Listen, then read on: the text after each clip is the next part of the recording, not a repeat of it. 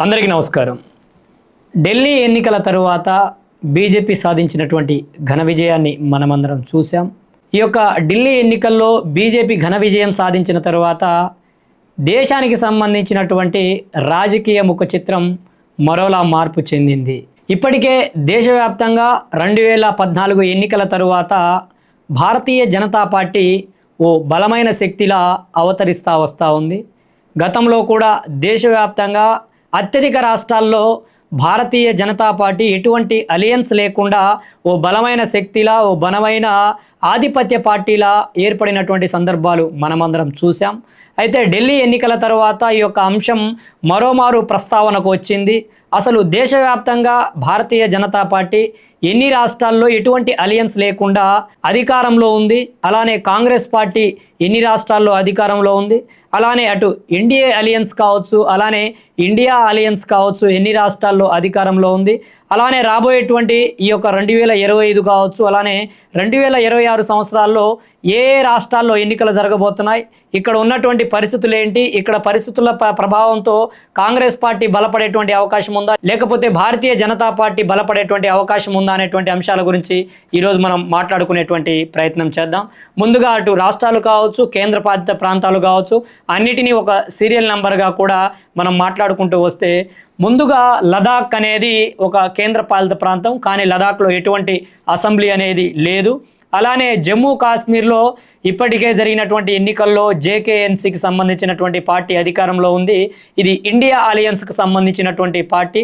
అలానే హిమాచల్ ప్రదేశ్కి సంబంధించి Indian national Congress, India అలయన్స్కి సంబంధించినటువంటి ప్రధాన పార్టీ అయినటువంటి ఇండియన్ నేషనల్ కాంగ్రెస్ పార్టీ అధికారంలో ఉంది. అలానే పంజాబ్కు సంబంధించి ఆమ్ ఆద్మీ పార్టీ ఏదైతే నిన్నటి వరకు ఢిల్లీ అధికార పీఠం మీద ఉన్నటువంటి అరవింద్ కేజ్రీవాల్ గారికి సంబంధించినటువంటి ఆమ్ ఆద్మీ పార్టీ, ఇది కూడా నిన్నటి వరకు ఇండియా అలియన్స్లో ఏదైతే కేవలం మేము పార్లమెంట్ ఎన్నికల్లో మాత్రమే ఇండియా అలియన్స్లో ఉంటాము, స్థానికంగా ఉన్నటువంటి రాష్ట్రాలకు సంబంధించినటువంటి ఎన్నికల్లో తాము ఇండియా అలియన్స్కి ఎటువంటి సంబంధం లేదని ప్రకటించింది ఆమ్ ఆద్మీ పార్టీ.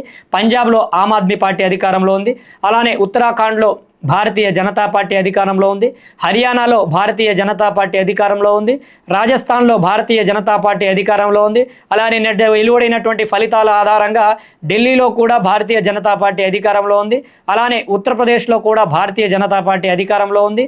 అలానే మధ్యప్రదేశ్కు సంబంధించి కూడా భారతీయ జనతా పార్టీ అధికారంలో ఉంది. గుజరాత్లో కూడా భారతీయ జనతా పార్టీనే అధికారంలో ఉంది. అలానే ఇటీవల జరిగినటువంటి ఎన్నికలకు సంబంధించి ఫలితాల్లో కూడా ఛత్తీస్గఢ్కు సంబంధించి కూడా భారతీయ జనతా పార్టీనే అధికారంలో ఉంది. అలానే మహారాష్ట్రలో కూడా భారతీయ జనతా పార్టీనే అధికారంలో ఉంది. అలానే బీహార్కి సంబంధించి జేడీయూ ఎవరైతే నితీష్ కుమార్ గారు ఉన్నారో, ఏదైతే ఎన్నికలకు సంబంధించి ఆయన స్థిరంగా ఓ స్థానంలో ఉండరు. మొన్నటి వరకు ఇండియా అలయన్స్లో ఉన్నటువంటి జేడీయూ అధినేత అయినటువంటి బీహార్ ముఖ్యమంత్రి నితీష్ కుమార్ గారి పార్టీ ప్రస్తుతం ఎన్డీఏ అలియన్స్లో ఉంది.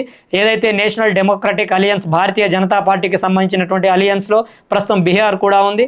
అలానే జార్ఖండ్ కూడా జేఎంఎం పార్టీ ఇండియా అలియన్స్కి సంబంధించినటువంటి పార్టీ, ప్రస్తుతం జార్ఖండ్లో జేఎంఎం అధికారంలో ఉంది. ఈ పార్టీ ఇండియా అలియన్స్లో భాగస్వామిగా ఉంది.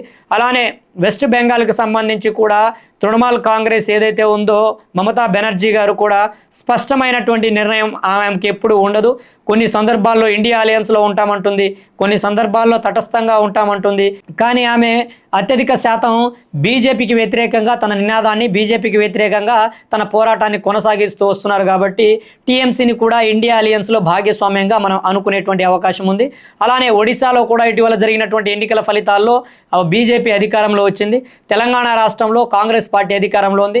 కర్ణాటక రాష్ట్రంలో కూడా కాంగ్రెస్ పార్టీ ఐఎన్సీ అధికారంలో ఉంది. అలానే తమిళనాడులో మాత్రం డిఎంకే ఏదైతే ఇండియా అలయన్స్కి చాలా దగ్గరగా ఉండేటువంటి పార్టీ, అన్ని పార్టీలు ఎంత వ్యతిరేకించినా, ఎంత వ్యతిరేకతను చూపించినా ఇండియా అలియన్స్కి, కాంగ్రెస్ పార్టీకి చాలా భాగస్వామ్యంగా ఉండేటువంటి పార్టీ డిఎంకే. ఇక కేరళ రాష్ట్రంలో చూసుకుంటే సిపిఐఎం ఏదైతే communist party of India, Marxist party అధికారంలో ఉంది. ఈ పార్టీ కూడా కొంత తటస్థంగా బీజేపీకి వ్యతిరేకంగా అనేక సందర్భాల్లో, కాంగ్రెస్కి వ్యతిరేకంగా అనేక సందర్భాల్లో తన యొక్క నినాదాన్ని, తన యొక్క విధానాలను అమలు పరుస్తూ వస్తుంది. కాబట్టి కేరళలో ఉన్నటువంటి సిపిఐఎంని కూడా మనం తటస్థ పార్టీగా అనుకునేటువంటి అవకాశం ఉంటుంది. ఇక ఆంధ్రప్రదేశ్ రాష్ట్రానికి సంబంధించి నారా చంద్రబాబు నాయుడు గారు ముఖ్యమంత్రిగా కొనసాగుతూ ఉన్నారు. తెలుగుదేశం పార్టీ ఆంధ్రప్రదేశ్లో అధికారంలో ఉంది. తెలుగుదేశం పార్టీ కూడా ఎన్డీఏ అలియన్స్లో భాగస్వామిగా ఉంది కాబట్టి ఏపీ కూడా ఎన్డీఏ అలియన్స్లో భాగస్వామిగా ఉంది. ఇక సిక్కింకి సంబంధించి ఎస్కేఎం పార్టీ అధికారంలో ఉంది. ఆ పార్టీ కూడా మ్యాక్సిమం భారతీయ జనతా పార్టీకి సంబంధించినటువంటి ఎన్డీఏ అలియన్స్లో భాగస్వామిగా ఉంది. అలానే అరుణాచల్ ప్రదేశ్లో కూడా భారతీయ జనతా పార్టీ అధికారంలో ఉంది. అస్సాంలో కూడా భారతీయ జనతా పార్టీ అధికారంలో ఉంది. మణిపూర్లో కూడా భారతీయ జనతా పార్టీ అధికారంలో ఉంది. త్రిపురలో కూడా భారతీయ జనతా పార్టీ అధికారంలో ఉంది. ఇక మిజోరాంకి సంబంధించి జేపీఎం పార్టీ అధికారంలో ఉంది. ఈ పార్టీ కూడా అనేక సందర్భాల్లో తాము ఇటు ఎన్డీఏ అలియన్స్లో కానీ ఇండియా అలియన్స్లో కానీ ఎటువంటి భాగస్వామ్యం లేదు. తాము స్వతంత్ర ప్రతిపత్తి మీద ఉన్నటువంటి 6 బ్లాకులకు సంబంధించినటువంటి 6 పార్టీలకు సంబంధించినటువంటి ఒక సంక్షేమమైనటువంటి ఒక బలమైనటువంటి సమ్మేళనమే ఈ యొక్క జేపీఎం పార్టీ కాబట్టి తాము ఇండియా అలియన్స్లోనూ లేము, అటు ఎన్డీఏ అలియన్స్లో లేము కూడా అని అనేక సందర్భాల్లో ఈ యొక్క పార్టీ ప్రకటించింది. ఇక నాగాల్యాండ్కి సంబంధించి ఎన్డీపీపీ పార్టీ అధికారంలో ఉంది. ఈ పార్టీ కూడా భారతీయ జనతా పార్టీకి సంబంధించినటువంటి ఎన్డీఏ అలయన్స్లో భాగస్వామిగా ఉంది. ఇక మేఘాలయకు సంబంధించినటువంటి నేషనల్ పీపుల్స్ పార్టీ ఏదైతే అధికారంలో ఉన్న పార్టీ ఏదైతే ఉందో ఈ పార్టీ కూడా భారతీయ జనతా పార్టీకి సంబంధించినటువంటి ఎన్డీఏ అలియన్స్లో భాగస్వామ్యంగా ఉంది. అలానే రాబోయేటువంటి రోజుల్లో కొన్ని రాష్ట్రాల్లో ఎన్నికలు జరుగుతూ ఉన్నాయి. అందుకంటే ముందు ప్రస్తుతం బీజేపీ పార్టీ ఎటువంటి అలియన్స్ లేకుండా 14 రాష్ట్రాల్లో అధికారంలో ఉంటే ఇండియన్ నేషనల్ కాంగ్రెస్ మాత్రం కేవలం 3 రాష్ట్రాలకే పరిమితమైంది. అలానే ఎన్డీఏ అలియన్స్కు సంబంధించి 19 రాష్ట్రాలు అలానే 2 కేంద్రపాలిత ప్రాంతంలో అధికారంలో ఉంటే ఇండియా అలియన్స్కు సంబంధించి 8 రాష్ట్రాలు అలానే ఒక యూనియన్ టెరిటరీ కేంద్రపాలిత ప్రాంతంలో అధికారంతో ముందుకు కొనసాగుతూ ఉంది ఇండియన్ నేషనల్ కాంగ్రెస్కి సంబంధించినటువంటి ఇండియన్ అలియన్స్. అలానే ఇటు లోక్సభలో కావచ్చు, రాజ్యసభకు సంబంధించి ఎన్డీఏకి సంబంధించినటువంటి అలానే ఇండియా అలియన్స్కి సంబంధించినటువంటి బలాబలాల గురించి మాట్లాడుకుంటే లోక్సభలో 543 స్థానాలకు గాను 293 స్థానాల్లో ఈ యొక్క ఎన్డీఏ అలియన్స్కి సంబంధించినటువంటి అభ్యర్థులు విజయం సాధించారు. ప్రస్తుతం లోక్సభలో 293 మందికి సంబంధించినటువంటి బలం ఎన్డీఏ అలియన్స్ కలిగి ఉంది. ఇక రాజ్యసభకు సంబంధించి 245 మందికి గాను రాజ్యసభలో 125 మందితో కూడినటువంటి మద్దతు ఎన్డీఏ అలియన్స్కు ఉంది.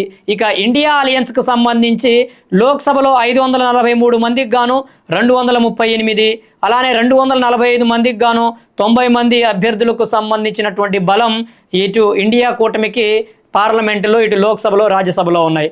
అలానే రాబోయేటువంటి కొన్ని రోజుల్లో బీహార్కు సంబంధించినటువంటి ఎన్నికలు 2025లో జరగనున్నాయి. అలానే ఇప్పటికే ఢిల్లీకి సంబంధించినటువంటి ఎన్నికలు జరిగాయి. వాటిలో భారతీయ జనతా పార్టీ ఘన విజయం సాధించింది. అలానే 2026లో అస్సాంలో ఎన్నికలు జరగబోతున్నాయి. అలానే కేరళలో కూడా 2026లో ఎన్నికలు జరగబోతున్నాయి. ఇక తమిళనాడులో కూడా 2026లో ఎన్నికలు జరగబోతున్నాయి. అలానే వెస్ట్ బెంగాల్లో కూడా 2026లో ఎన్నికలు జరగబోతున్నాయి. కాబట్టి ఇప్పుడున్నటువంటి పరిస్థితుల దృష్ట్యా దేశవ్యాప్తంగా భారతీయ జనతా పార్టీ కావచ్చు అలానే ఎన్డీఏ అలియన్స్ చాలా బలమైన శక్తిగా దేశవ్యాప్తంగా విస్తరించింది. కాంగ్రెస్ పార్టీ తన విధానాలను మార్చుకోకపోతే అలానే ఇండియా కూటమిలో ఉన్నటువంటి పార్టీలతో సఖ్యత కుదుర్చుకొని వాటి మధ్య ఉన్నటువంటి భేదాభిప్రాయాలన్నిటిని తొలగించుకోకపోతే ఇంకా బలహీనపడేటువంటి ప్రమాదం కాంగ్రెస్ పార్టీకి ఉంది. భారత్ జోడో యాత్ర ఏదైతే రాహుల్ గాంధీ గారు చేపట్టినటువంటి భారత్ జోడో యాత్రతో కొంత బలాన్ని పుంజుకున్నటువంటి కాంగ్రెస్ పార్టీ తిరిగి బలహీనపడుతూ ఈ యొక్క ఇండియా మిత్రపక్షాలతో వస్తున్నటువంటి భేదాభిప్రాయాలు లేకపోతే వారికి సంబంధించినటువంటి కొన్ని అభిప్రాయాల భేదంతో ఇప్పటికే ఇండియా కూటమి కావచ్చు కాంగ్రెస్ పార్టీని వ్యతిరేకిస్తాయి. ఇండియా కూటమిలో ఉన్నటువంటి అనేక పార్టీలు స్వరాన్ని వినిపిస్తున్నటువంటి పరిస్థితి. వీటన్నిటిని చక్కబెట్టుకోకపోతే రాబోయేటువంటి ఎన్నికలలో కావచ్చు, రాబోయేటువంటి రాష్ట్రాలకు సంబంధించినటువంటి ఎన్నికల్లో కావచ్చు, లేకపోతే 2029కి సంబంధించినటువంటి పార్లమెంట్ ఎన్నికలకు సంబంధించి కూడా ఈ యొక్క ఎన్డీఏ అలయన్స్ని ఓడించడం ఇండియా అలయన్స్ వల్ల కాలేదు అనేది అయితే నగ్న సత్యం. ఇప్పటికైనా భారతీయ జనతా పార్టీతో పోటీ పడాలనుకునేటువంటి ఇండియన్ నేషనల్ కాంగ్రెస్ పార్టీకి సంబంధించినటువంటి కార్యవర్గం ఏదైతే ఉందో తగు జాగ్రత్తలతో నూతన ప్రణాళికలతో ముందుకు వెళ్లాల్సినటువంటి అవసరం ఉంది.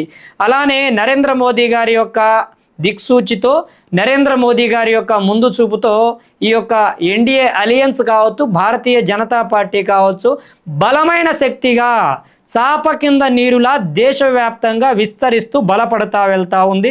రాబోయేటువంటి రోజుల్లో కొత్త విధి విధానాలతో, కొత్త మార్పులతో భారతీయ జనతా పార్టీ కావచ్చు, ఎన్డీఏ అలయన్స్ కావచ్చు మరింత బలపడేటువంటి అవకాశం ఉంది. కాబట్టి భారతీయ జనతా పార్టీతో, ఎన్డీఏ అలయన్స్తో పోటీ పడాలంటే కాంగ్రెస్ పార్టీ కూడా తనకు అనుగుణంగా కొన్ని విధానపరంగా మార్పులను చేసుకుంటూ, కొంత కార్యవర్గమైనటువంటి మార్పులను చేసుకుంటూ, నాయకత్వం పరంగా మార్పులను చేసుకుంటూ, మీ నాయకుల మధ్య ఉన్నటువంటి భిన్నాభిప్రాయాలను తొలగించుకుంటూ, అలానే మీ పార్టీలో ఉన్నటువంటి ఈ యొక్క భేదాభిప్రాయాలు, భిన్న అభిప్రాయాలు ఏవైతే ఉన్నాయో వాటన్నిటిని తొలగించుకొని ఏకతాటి మీదకు వచ్చి పని చేస్తే తప్ప కాంగ్రెస్ పార్టీ అధికారంలో వచ్చేటువంటి అవకాశం లేదు. అలానే దేశవ్యాప్తంగా కూడా కాంగ్రెస్ పార్టీ కనుమరుగయ్యేటువంటి ప్రమాదం ఉంది.